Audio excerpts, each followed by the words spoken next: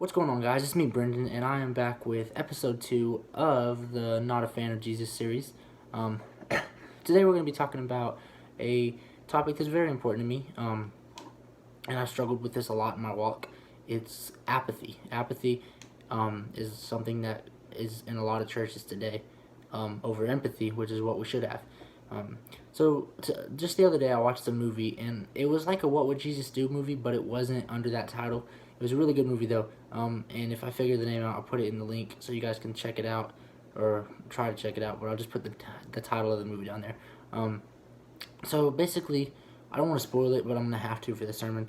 So basically, what happened in the movie was that there was this homeless man, right, and his daughter passed away. And after his daughter passed away, he lost everything. He fell apart, and he just was done with everything. And he walked into this town, and he first went to the pastor, and he asked the pastor, "Do you have work? I don't want to take any handouts of anything, but I'm willing to work for anything that you'll let me work for. If you can find me a job somewhere, I'll work." The pastor, he refused him. He said no. He then headed to a business owner, got the same exact answer. And through these two people, we see the apathy shining through. That because of how he looked or because of this or that, they decided, no, there's nothing in hiring this man for me, so I'm not going to do it.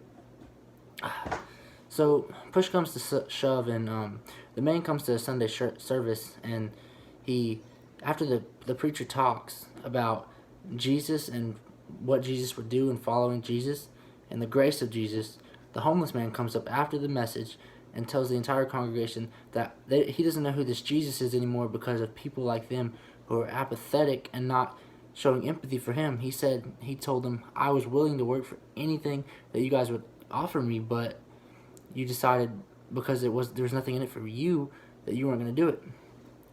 So, after the man actually after that, he was struggling with some kind of disease, and he ended up passing away.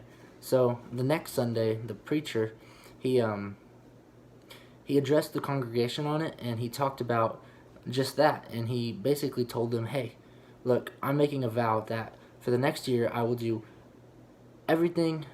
Before I make any decision, I'll think, what would Jesus do in this scenario?"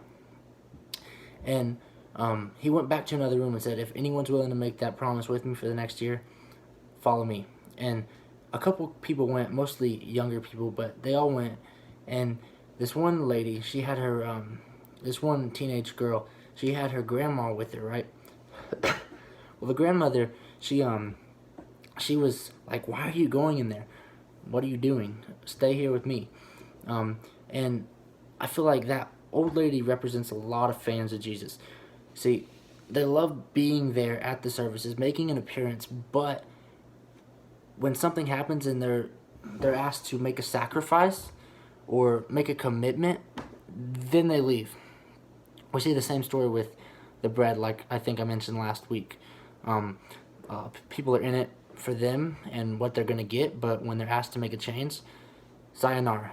I think that's the word. I'm not sure, so if that's not, I'm sorry. But yeah, I think she can represent a lot of fans today. But we got to know that God did not intend for us to be apathetic, but He intended for us to be empathetic, right? He wants us to care for others, right? He wants us to look at other people's needs before our own, because the Bible says that for us to be first to God, we have to make ourselves last and be a servant, right? And a lot of people skip over that part.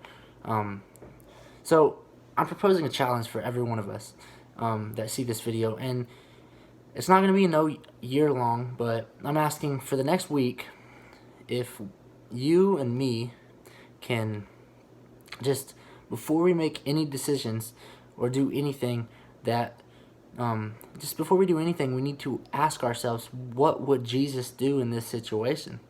And I honestly don't know any better way to know what Jesus would do, because if you're asking what would Jesus do in this situation, then getting in Jesus' word. It may not say directly to that situation, but we can learn Jesus and Jesus' character, right? It's not like, oh, this writing 2,000 years ago doesn't apply to now, right? If I was put back in that time, I would still be me, and I would still handle those situations in a way that I would handle them now, right? So, I mean, I wouldn't steal a car now, so I wouldn't steal a donkey then, right? So in the same way, Jesus' word doesn't change. He still has Jesus' personality, so we need to address that before we make any decisions, and we need to know what Jesus would do in that situation. We need to be followers of Jesus, and we need to be willing to make sacrifices of our own money. And it doesn't just apply to the homeless man. I'm saying, look, we need to give, but at the same time, what I'm saying is, in any situation, we need to know what Jesus would do. If Jesus saw that homeless man there, he would give him what he needed, right? He wouldn't just give him a bunch of money, but like the Bible says, he would give him what he needs to live and live. So, this video wasn't super long, and I didn't have a super long message, but I'm tired of seeing apathetic Christians in the church today. Christians who try to blend in with the crowd at games or whatever it might be, and don't think, what would Jesus do in this situation? Would Jesus be freaking out, yelling at the refs or this or that, right? I'm tired of seeing that, and I'm tired of seeing Christians who just sit back in the chairs, and when a sacrifice is called upon to be made, and they're called to make a promise, they turn away. I'm tired of seeing that.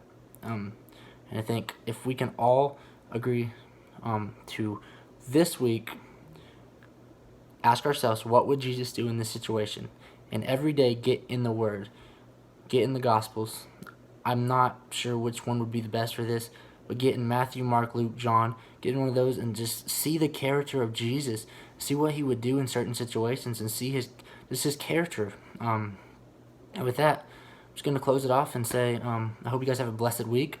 I'm sorry I didn't have more of a elaborate message plans, but I felt God leading this way, and I had a pretty busy week. We started long practice in baseball, so that was pretty busy, but that's besides the fact. I hope you guys enjoyed this video, and with that all being said, peace out.